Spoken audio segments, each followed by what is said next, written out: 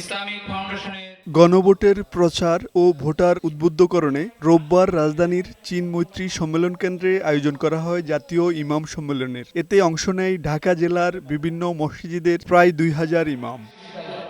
এ সময় গণভোটের পক্ষে ইমামদের প্রচার করার আহ্বান জানান আলোচকেরা। এই গণভোট জুলাই অভ্যুত্থান থেকে এসেছে। জুলাই অভ্যুত্থানকে পূর্ণতা দেওয়ার জন্য এই গণভোট।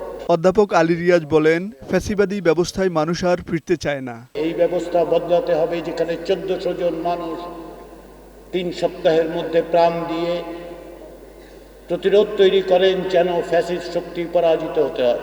এই যে ফেরাউনের মতো শাসন, সেটা তৈরি হয়েছিল কারণ এক ব্যক্তির হাতে ক্ষমতা চলে গিয়েছিল।